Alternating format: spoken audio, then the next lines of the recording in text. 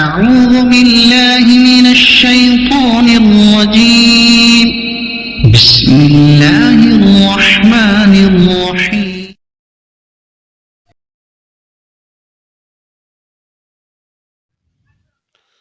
السلام علیکم ورحمۃ اللہ وبرکاتہ۔ بسم اللہ الرحمن الرحیم، نحمدہ ونصلی علی رسولہ الکریم، اما بعد۔ جمعرات ہے،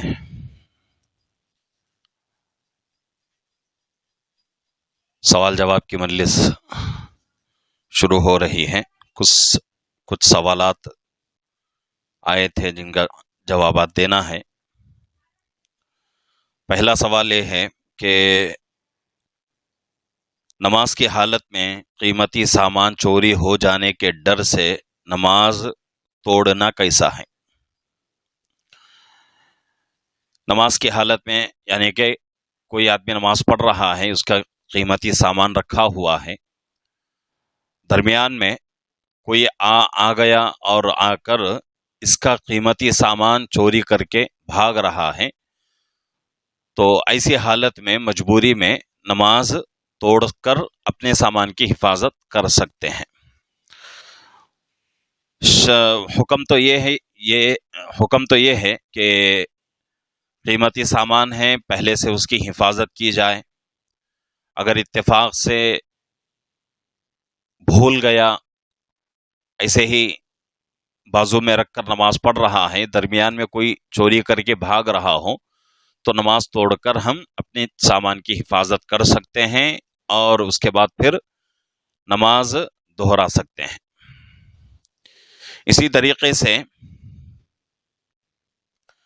نماز میں کسی غلطی کی وجہ سے سجدہ سہو واجب ہو گیا، سہو کے 2 سجدے کی جگہ 3 سجدے کر لیا، تو حکم کیا ہے؟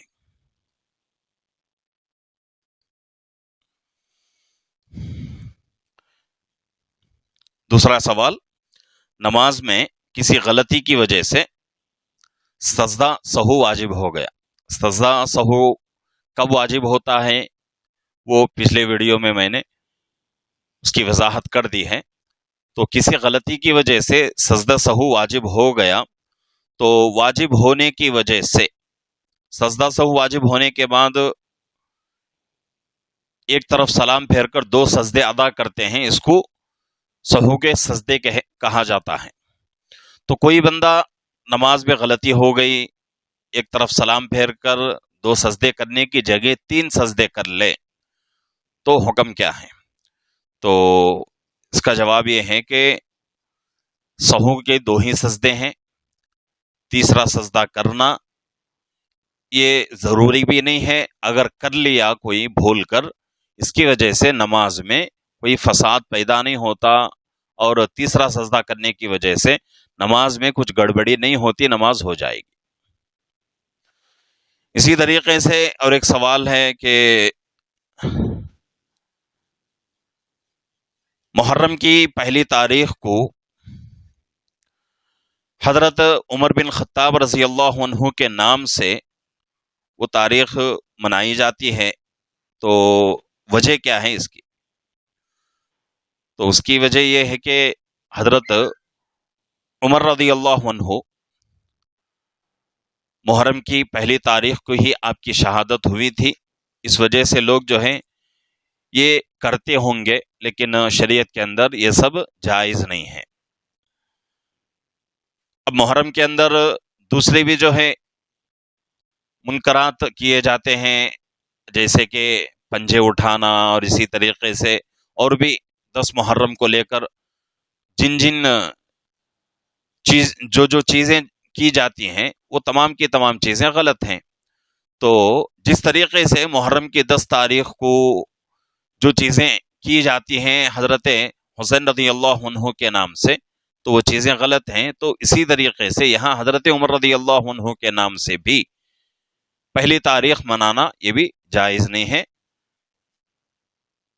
اور ان چیزوں سے بچنا ضروری ہے۔ اسی طریقے سے اور ایک سوال ہے کہ زوال کے وقت میں کوئی نفل یا فرض نماز پڑھنا اور اسی طریقے سے نماز جنازہ وغیرہ پڑھنا کیسا ہے؟ تو زوال کا وقت جو ہوتا ہے وہ مکروہ وقت ہوتا ہے اصل میں، اور وہ زیادہ وقت نہیں رہتا، 10-12 منٹ رہتا ہے، تو اس 10-12 منٹ میں کوئی فرض یا نفل پڑھنا مکروہ ہے۔ اگر اب جہاں تک جنازے کی بات ہے، اگر جنازہ پہلے سے تیار ہے اور پورے جو ہے آ گئے جنازے کی نماز میں، صفیں بن گئیں، تو ایسے وقت میں جنازے کی نماز پڑھ سکتے ہیں۔ نہیں عین اسی وقت میں لا کر جنازے کی نماز پڑھ رہے ہیں تو یہ اچھی بات نہیں ہے۔ زوال کے وقت کوئی نماز پڑھنا مکروہ ہے۔ اسی طریقے سے اور ایک سوال ہے کہ نبی صلی اللہ علیہ وسلم کے وسیلے سے دعا مانگنا کیسا ہے؟ یہ بہت ہی اچھی بات ہے۔ نبی صلی اللہ علیہ وسلم کے نام سے، نبی صلی اللہ علیہ وسلم کے وسیلے سے دعا مانگنا یہ قبولیت کی ایک علامت ہوتی ہے۔ یہاں بہت سارے لوگ کہتے ہیں کہ بھئی یہ شرک ہے، دعا اللہ سے مانگنا چاہیے، نبی صلی اللہ علیہ وسلم سے کیسے دعا مانگیں گے؟ تو یہاں فرق ان لوگوں کو سمجھنے کی ضرورت ہے کہ بھئی ہم لوگ اللہ سے ہی دعا مانگ رہے ہیں، لیکن وسیلہ نبی پاک صلی اللہ علیہ وسلم کا لے رہے ہیں۔ تو جس طریقے سے دنیا میں کوئی کام ہمارا نہیں ہوتا تو ہم کسی آدمی کو بیچ میں لا کر وہ کام ہم جو ہے بنا لیتے ہیں، تو بیچ میں جو آدمی آ رہا ہے وہ وسیلہ ہے، واسطہ ہے۔ اسی طریقے سے ہماری دعائیں قبول کرانے کے لیے ہم لوگ جو ہے نبی صلی اللہ علیہ وسلم کا واسطہ لے رہے ہیں، تو اچھی بات ہے، لینا بھی چاہیے امت کے لیے۔ تو نبی صلی اللہ علیہ وسلم کے وسیلے سے دعا مانگنا یہ قبولیت کی علامت ہے، مانگنا ہے۔ اسی طریقے سے اور ایک سوال ہے کہ مفتی صاحب، حضرت جبرائیل علیہ السلام اللہ کے نبی صلی اللہ علیہ وسلم کے پاس وحی لے کر آتے تھے، تو کس صحابی کی صورت میں آتے تھے؟ پہلے تو یہ سمجھنا چاہیے کہ جتنی مرتبہ وحی نازل ہوئی ہے، ہر مرتبہ حضرت جبرائیل علیہ السلام نہیں لاتے تھے۔ کچھ مرتبہ حضرت جبرائیل علیہ السلام لاتے تھے، کچھ مرتبہ اللہ کے نبی صلی اللہ علیہ وسلم کے دل پر اس کو جو ہے القاء کیا جاتا تھا۔ حدیثوں میں بات آتی ہے کہ کئی مرتبہ حضرت جبرائیل علیہ السلام صحابہ کو نظر بھی آتے تھے، کئی مرتبہ صحابہ کو نظر بھی نہیں آتے تھے۔ اس وقت شہد کی مکھیوں کی بھن بھناہٹ ہوتی تھی۔ تو یہ تمام چیزیں ہیں، لیکن جب بھی حضرت جبرائیل علیہ السلام صحابہ کو نظر آئے، حدیثوں میں بات آتی ہے کہ وہ ایک صحابی حضرت دحیہ کلبی رضی اللہ عنہ ایک صحابی تھے، تو ان کی شکل و صورت میں حضرت جبرائیل علیہ السلام تشریف لاتے تھے۔ اور اسی طریقے سے اور ایک سوال ہے کہ مفتی صاحب، سرکار کی طرف سے یعنی کہ حکومت کی طرف سے جو پیسہ لوگوں کو ملتا ہے، جیسے کہ اسکول کے بچوں کو، اور اسی طریقے سے وہ لوگ جن کی عمر زیادہ ہو چکی ہے ان لوگوں کو حکومت کی طرف سے، سرکار کی طرف سے پیسہ دیا جاتا ہے، تو وہ پیسہ لینا کیسا ہے؟ تو یہ جو ہے حکومت کی طرف سے ایک امداد ہے، اور وہ آدمی جو کہ حکومت کچھ شرائط لگاتی ہے کہ بھئی ان شرائط کے پائے جانے کی وجہ سے یہ آدمی حکومت کے امداد کا مستحق ہے۔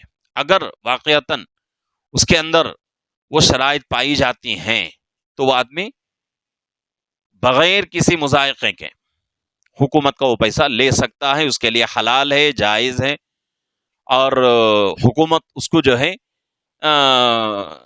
اس کی جو ہے مدد کر رہی ہے، تو اس میں یہ پیسہ لینے میں کوئی مضائقہ نہیں ہے۔ ہاں، وہ لوگ بہت سارے لوگ ایسے ہوتے ہیں جو کہ ان کے اندر وہ شرائط پائے نہیں جاتے۔ حکومت سرکار جو پیسہ دیتی ہے کس کو؟ وہ آدمی جو غریب ہے اس کو پیسہ دیتی ہے۔ اب ہر آدمی اپنے آپ کو غریب بنا کر پیسہ لینا چاہے تو پھر ایک حکومت نہیں بلکہ ایسے 10 حکومتیں، 20 100 حکومتیں کنگال ہو جائیں گی، اور یہ دھوکہ ہے، جائز نہیں ہے۔ جو چیزیں شرط کے طور پر حکومت رکھتی ہے، اگر کسی کے اندر وہ شرائط پائی جاتی ہیں تو پھر وہ پیسہ لینا کوئی مضائقہ نہیں ہے، مضائقے والی بات نہیں ہے، لے سکتا ہے، جائز ہے بالکل، اور اس میں کسی قسم کا کوئی گناہ نہیں ہے۔ اسی طریقے سے اور ایک مسئلہ ہے کہ مفتی صاحب اگر کوئی اپنا سونا چاندی جائیداد مال وغیرہ پیسہ اپنی اولاد کو دے دے، یعنی کہ دینے کا مطلب یہاں جو ہے ہبہ کرنا ہے، ہبہ کر دے، تو کیا اس پر بھی زکوٰۃ واجب ہوگی؟ تو یہاں جو ہے مسئلہ سمجھنے کی ضرورت ہے کہ بھئی ایک آدمی جس کے اوپر پہلے سے زکوٰۃ واجب تھی، اس کے پاس سونا تھا، چاندی تھی، زکوٰۃ اور اسی طریقے سے پیسہ روپیہ مال جائیداد سب کچھ تھا، تو اس کی وجہ سے اس پر زکوٰۃ واجب تھی، تو وہ آدمی کیا کر رہا ہے؟ اپنی اولاد کو ہبہ کر رہا ہے۔ اب اپنے اولاد کو جو دے رہا ہے، اولاد دو قسم کی ہوتی ہے، ایک بالغ اور ایک نابالغ۔ نابالغ اولاد کو دے رہا ہے، دینے کا مطلب اس کے قبضے میں دے دیا، اس کے قبضے میں دے دیا، تو یہاں زکوٰۃ نہ تو والدین پر ضروری ہے نہ ہی بچوں پر، اس لیے کہ والدین کے پاس کچھ نہیں ہے، سب کچھ جو ہے والدین اپنے بچوں کو دے دیے۔ اب اولاد کے اوپر بھی زکوٰۃ نہیں ہے، اس لیے کہ نابالغ ہے۔ زکوٰۃ واجب ہونے کے لیے کچھ شرائط ہیں، اس میں سے ایک شرط بالغ ہونا بھی ہے، تو نابالغ کے اوپر زکوٰۃ واجب نہیں ہے۔ تو نابالغ کے پاس اتنا پیسہ آتا ہے نصاب کے بقدر، اور اس پر سال گزر جاتا ہے، حولان حول ہو جاتا ہے، تو اس کے باوجود بھی نابالغ بچے کے مال پر زکوٰۃ واجب نہیں ہوتی۔ اب دوسری قسم کی اولاد یعنی کہ بالغ اولاد ہے، تو اس کے پاس پیسہ آ گیا، پہلے سے اس پر زکوٰۃ واجب ہے، تو اس پر بھی زکوٰۃ واجب ہو جائے گی۔ اگر پہلے سے زکوٰۃ واجب نہیں تھی، اب ان کے پاس پیسہ آیا ہے، مال سونا چاندی جائیداد آئی ہیں، تو اب سے حساب ہوگا، جب سال گزرے گا، حولان حول ہوگا، تو اس کے بعد بچوں کے مال پر زکوٰۃ واجب ہوگی۔ اسی طریقے سے اور ایک مسئلہ سوال کر رہے ہیں کہ مفتی صاحب دودھ پلانے والی عورت روزہ رکھے تو اس کا روزہ درست ہوگا یا نہیں؟ یہاں ایک بات سمجھنے کی ہے کہ بھئی دودھ پلانے والی عورت، اس کے گود میں دودھ پینے والا بچہ ہے، اور وہ بچہ کھانے پینے کا لائق ہے، تو روزہ رکھنے میں کوئی مضائقہ نہیں ہے۔ اگر وہ بچہ کھانے کی طاقت اس کے اندر نہیں ہے، ابھی عمر اتنی نہیں ہوئی ہے، ایسا بچہ اگر کسی عورت کے گود میں ہے اور وہ عورت روزہ رکھنا چاہے، تو روزہ رکھنے سے یہ دیکھنا پڑے گا کہ بچے کا نقصان ہو رہا ہے یا خود کا نقصان ہو رہا ہے۔ اگر بچے کا خود کا نقصان ہو رہا ہے تو شریعت گنجائش دے رہی ہے کہ بھئی روزہ چھوڑو، بعد میں اس کی قضا کرو۔ نہیں، اگر کوئی عورت اپنے بچے کی تکلیف پر اور اپنی پریشانی پر بھی صبر کر کے روزہ رکھ لیتی ہے، تو اللہ رب العزت اس روزے کا ثواب دیں گے، اور وہ روزہ اللہ کے ہاں قبول بھی ہوگا۔ لیکن بچے کا خیال بہت ہی ضروری ہے، اس لیے کہ دودھ پینے والا بچہ ہے اور کوئی چیز کھاتا پیتا نہیں ہے۔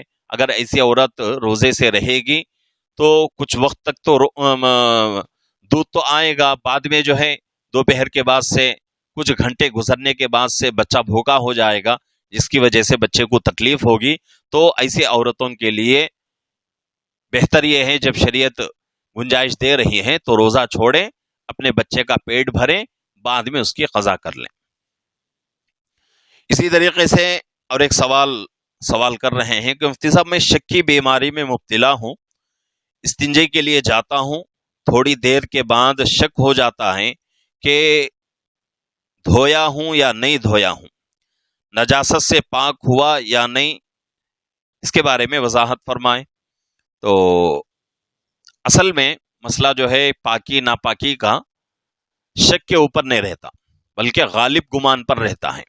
کسی کو یقین ہے کہ بھئی میں ضرورت کے لیے گیا تھا، پیشاب پاخانے کے لیے گیا تھا، پیشاب پاخانہ کر کے دھوئے بغیر باہر آ گیا ہوں، اگر کسی کو یقین کے ساتھ، گارنٹی کے ساتھ اس کو یاد ہو، تو پھر جو ہے پاکی ناپاکی کا حکم لگایا جا سکتا ہے۔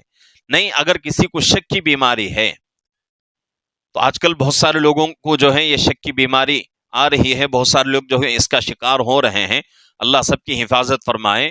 تو کسی کو شک کی بیماری ہے، وہ آدمی ضرورت کو جانے کے بعد اس شک کی وجہ سے جو ہے پھر اپنے اوپر مصیبت نہ ڈالے کہ میں استنجے کے لیے گیا تھا، پیشاب پاخانے کے لیے گیا تھا، دھویا ہوں یا نہیں ہوں، یہ شک ہو گیا اس کو، تو اس کی وجہ سے وہ آدمی پھر جو ہے جا کر دوبارہ دھونا یا پھر جو ہے وہ غسل وغیرہ کرنا، یہ سب اچھی بات نہیں ہے۔ اس کی وجہ سے بیماری بڑھ جائے گی، طبیعت خراب ہو جائے گی، اور چلتے چلتے انسان کیا ہو جائے گا، اعمال سے دور ہو جائے گا۔ تو اس لیے شک کے اوپر پاکی ناپاکی کا مسئلہ نہیں رہتا، یقین کے اوپر غالب گمان پر رہتا ہے۔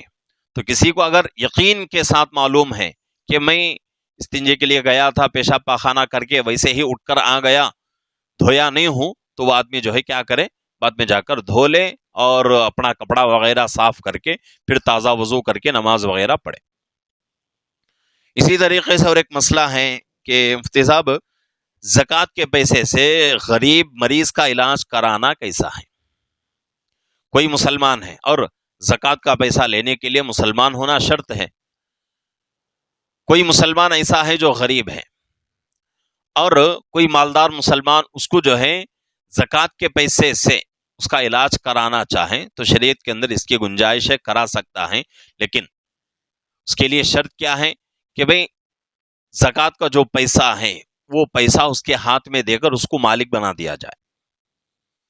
زکوٰۃ دے رہا ہے اور اپنی مرضی سے خرچ کر رہا ہے تو یہ نہیں چلے گا، بلکہ زکوٰۃ کے مال کا اس آدمی کو مالک بنانا پڑے گا، پورا مال اس کے قبضے میں دینا پڑے گا۔ یا پھر دوسری شکل یہ ہے کہ اس کی علاج کے لیے جتنے جو ہے دوا کی ضرورت ہے، جتنا جو ہے اس کو میڈیسن وغیرہ کی ضرورت ہے، وہ پورا جو ہے خرید کر اس کے حوالے کر دے، اس کو مالک بنا دے۔ اس طریقے سے زکوٰۃ ادا ہوگی۔ ہاں، اس میں اور ایک بات یہ ہے کہ مریض کو ہم دے رہے ہیں زکوٰۃ کا پیسہ، کس لیے؟ مریض صرف علاج کے لیے، اور علاج میں آنے جانے کا سفر کا خرچ رہتا ہے، اور اسی طریقے سے ڈاکٹر کی فیس رہتی ہے، اور اسی طریقے سے وہاں جو ہے روم وغیرہ کا کرایہ رہتا ہے، تو یہ چیزیں جو ہے زکوٰۃ کے پیسوں سے ادا نہیں کی جا سکتی۔ اگر کوئی ادا کرتا ہے تو اس کی زکوٰۃ ادا نہیں ہوتی۔ پیسہ اس کا کہاں استعمال ہوگا؟ صرف اور صرف میڈیسن، دوائی میں اس کا پیسہ استعمال ہوگا، اور اس کے لیے بھی شرط کیا ہے کہ مریض کو مالک بنا دے، تب جا کر اس کی زکوٰۃ ادا ہوگی۔ اسی طریقے سے اور ایک سوال ہے کہ مفتی صاحب، کرسی پر بیٹھ کر کوئی اذان اور اقامت کہے تو اس کا حکم کیا ہے؟ جس طریقے سے کرسی پر بیٹھ کر مجبوری میں نماز پڑھنا جائز ہے، اسی طریقے سے کرسی پر بیٹھ کر اذان بھی بول سکتا ہے اور اقامت بھی کہہ سکتا ہے، اس میں کوئی مذائقے والی بات نہیں ہے۔ ہاں، اگر کوئی بندہ کرسی پر بیٹھ کر نماز پڑھاتا ہے، اب چونکہ کرسی پر بیٹھ کر نماز پڑھنے کی حالت میں رکوع سجدہ اشارے میں ہوگا، تو ایسا آدمی جو کہ رکوع سجدہ اشارے سے کرتا ہے کرسی پر بیٹھ کر، وہ آدمی نماز پڑھاتا ہے تو اس کے پیچھے نماز نہیں ہوگی، اس لیے کہ امامت کے لیے ایک مسئلہ ضروری ہے کہ وہی آدمی امامت کر سکتا ہے، اور اسی آدمی کے پیچھے نماز جائز ہے جو کہ رکوع سجدہ حکمن کرے، شرعن زمین کے اوپر سجدہ ہو اور رکوع جو ہے جھک کر کرے، تو ایسے امام کے پیچھے نماز ہوگی۔ کوئی آدمی کرسی پر بیٹھ کر نماز پڑھاتا ہے، نماز پڑھانے کی وجہ سے اب اس کو رکوع سجدہ، رکوع جھک کر اور اسی طریقے سے سجدہ زمین پر کرنا نہیں ہوتا، اب وہ آدمی کیا کرے گا؟ اشارے کے ساتھ کرے گا، تو اشارے کے ساتھ رکوع سجدہ کرنے والے کے پیچھے نماز نہیں ہوتی۔ اذان اور اقامت میں کوئی مذائقے والی بات نہیں ہے، کوئی آدمی مجبور ہے، وہ آدمی کرسی پر بیٹھ کر اذان بھی دے سکتا ہے اور اقامت بھی بول سکتا ہے۔ اسی طریقے سے اور ایک مسئلہ ہے، آخری مسئلہ ہے، ساتھی سوال کر رہے ہیں کہ مفتی صاحب، شادی شدہ آدمی رات بھر اللہ کی عبادت کرنا چاہے، کیسے کرے جبکہ اس پر بیوی کا بھی حق ہے؟ تو یہ مسئلہ جو ہے شادی کے حد تک جو ہے کوئی شادی تک کوئی پریشانی کی بات نہیں رہتی، شادی کے بعد اب بیوی کا حق رہتا ہے، بچوں کا حق رہتا ہے، تو ایسی حالت میں اگر کوئی بندہ پوری رات اللہ کی عبادت کرنا چاہے تو اس کے لیے ضروری ہے کہ وہ آدمی کیا کرے، رات کے 2 حصے کر لے، ایک حصہ اللہ کے لیے اور ایک حصہ اپنی بیوی بچوں کے لیے۔ ضروری ہے، رات میں جاگ کر اللہ کی عبادت کرنا فرض تو نہیں ہے، لیکن بیوی کا حق ادا کرنا فرض ہے، بچوں کا حق ادا کرنا فرض ہے۔ ایک طرف بیوی بچے پریشان ہیں، کوئی جو ہے پریشانی میں مبتلا ہو گئے، کوئی جو ہے بیماری آ گئی ان کو، اور یہ ایک طرف جو ہے اللہ کی عبادت میں مشغول ہے، تو شریعت اس کو قبول نہیں کرتی۔ تو اس لیے اللہ کے نبی پاک صلی اللہ علیہ وسلم کو بھی اللہ نے حکم کیا دیا ہے، رات کا کچھ حصہ ہماری عبادت میں گزارو، کچھ حصہ اپنے بیویوں کے لیے بھی رکھو۔ تو جب اللہ کے نبی کو یہ حکم ہو رہا ہے تو اب ہمارے لیے تو بدرجہاں جو ہے ضروری ہے کہ ہم کیا کریں، رات کے 2 حصے کریں، ایک حصہ اپنے اللہ کے لیے، ایک حصہ اپنے بیوی بچوں کے لیے۔ اس سے انشاءاللہ اللہ کا بھی حق ادا ہوگا اور بیوی بچوں کا بھی حق ادا ہوگا۔ تو یہ آج کے کچھ ضروری مسائل تھے جن کے جوابات میں نے مختصر طور پر دیے ہیں۔